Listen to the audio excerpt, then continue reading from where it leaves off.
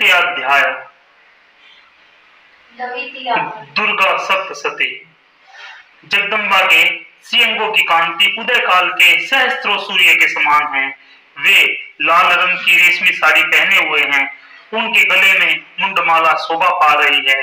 दोनों स्तनों पर रक्त चंदन का लेप लगा है और वे अपने कर कमलों में जप मालिका, विद्या और अभय तथा वर नामक मुद्राएं धारण करते हुए है।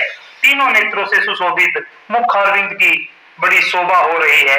उनके मस्तक पर चंद्रमा के साथ ही रतन में मुकुट बंधा है तथा वे कमल के आसन पर विराजमान है। ऐसी देवी को मैं भक्ति पूर्वक प्रणाम करता हूँ।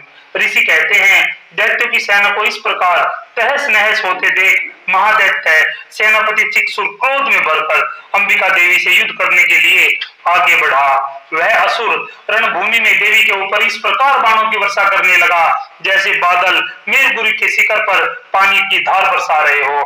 तब देवी ने अपने बाणों से उसके बाण समूह को अन्यास ही काटकर उसके घोड़ों और सारथी को भी मार डाला। साथ ही उसके धनुष तथा अत्यंत ऊंची ध्वजा को भी तत्काल काट गिराया। धनुष कट जाने पर उसके अंगों को अपने बाणों से बींध डाला। धनुष, रथ, घोड़े और सारथी के नष्ट हो जाने पर वह असुर ढाल और तलवार लेकर देवी की ओर दौड़ पड़ा। उसने तीखी धार वाली तलवार से सिंह के मस्तक पर चोट करके देवी की भी बाई भुजा बड़े वेग प्रहार से किया। राजन, देवी की बाह पर पहुंचते ही वह तलवार टूट गई। फिर तो क्रोध से लाल आंखें करके उस राक्षस ने शूल हाथ में लिया और उसे उस महादैत्य ने भगवती भद्रकाली के ऊपर चलाया। वह शूल आकाश से गिरते हुए सूर्यमंडल के भांति अपने तेज से प्रज्वलित हो उठा और उस शूल को अपनी ओर आते देख देवी ने भी शूल का प्रहार किया। उससे राक्षसों के शूल के सैकड़ों टुकड़े टुकड़े हो गए। साथ ही महादैत्य चिक्षुर की भी धज्जियां उड़ गई और वह अपने प्राणों से हाथ धो बैठा। महिषासुर के सेनापति उस महापराक्रमी चिक्षुर के मारे जाने पर देवताओं को पीड़ा देने वाले चामर हाथी पर चढ़कर आया। उसने भी देवी के ऊपर शक्ति का प्रहार किया, किंतु जगदम्बा ने उसे भी अपनी हुंकार से आहत एवं निष्प्रभ करके तत्काल पृथ्वी पर गिरा दिया। शक्ति टूटकर गिरी हुई देखकर चामर को बड़ा क्रोध हुआ और जब उसने शूल चलाया, किंतु देवी ने उसे भी अपने बाणों द्वारा काट डाला। इतने में ही देवी का सिंह उछलकर हाथी के मस्तक पर चढ़ बैठा और उस दैत्य के साथ खूब जोर लगाकर बाही युद्ध करने लगा। वे दोनों लड़ते लड़ते हाथी से पृथ्वी पर आ गए और अत्यंत क्रोधित होकर एक दूसरे पर बड़े भयंकर प्रहार करते हुए लड़ने लगे। तदनंतर सिंह बड़े वेग से आकाश की ओर उछला और उधर से गिरते समय उसने अपने पंजों की मार से चामर का सर धड़ से अलग कर दिया। इस प्रकार उद्ग्रह भी शिला और वृक्ष आदि की मार खाकर रणभूमि में देवी के हाथों से मारा गया तथा कराल भी दांतों, मुक्कों और थप्पड़ों की चोट से धराशायी हो गया। क्रोध में भरी हुई देवी ने गदा की चोट से उद्धव का कचुम्बर निकाल डाला। बिंदीपाल से वस्त्रपाल को तथा बाणों से ताम्र और अंधक को मौत के घाट उतार दिया गया।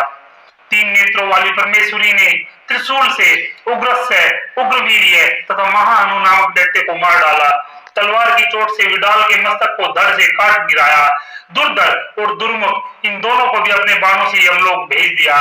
इस प्रकार अपनी सेना का संहार होता देख महिषासुर ने वैसे का रूप धारण करके देवी के गणों को त्रास देना आरंभ कर दिया। किन्हीं को तुतुन से मारकर, किन्हीं के ऊपर खुरों का प्रहार करके, किन्हीं किन्हीं को पूंछ से चोट पहुंचाकर, कुछ को सींगों से विदीर्ण करके, कुछ गणों को वेग से, किन्हीं को सिंह नाद से, कुछ को चक्कर देकर और कितनों को निश्वास वायु के झोंके से धराशायी कर दिया। इस प्रकार गणों की सेना को गिराकर वह असुर महादेवी को मारने के लिए झपटा।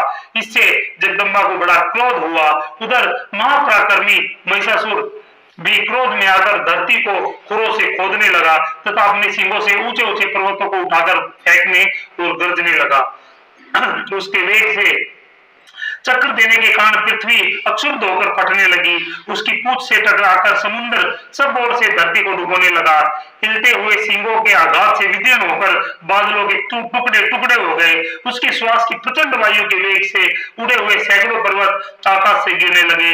इस प्रकार क्रोध में आकर उस महादैत्य को अपनी ओर आते देख चंडिका ने उसका वध करने के लिए महान क्रोध किया।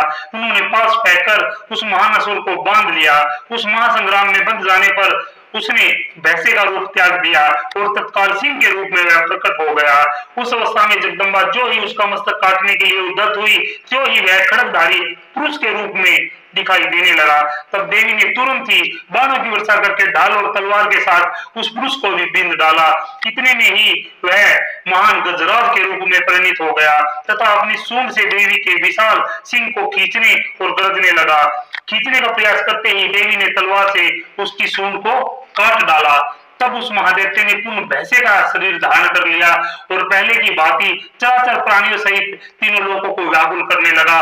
तब क्रोध में भरी हुई जगदम्बा चंडिका बारंबार उत्तम मधु का पान करने और लाला के करके हंसने लगी। उधर वह बल और पराक्रम के मद से उन्मत्त हुआ और राक्षस गरजने लगा, अपने सिंगों से चंडी के ऊपर पर्वतों को फेंकने लगा। उस समय देवी ने अपने बाणों के समूह से उसके फेंके हुए पर्वतों को चूर्ण करती हुई बोली।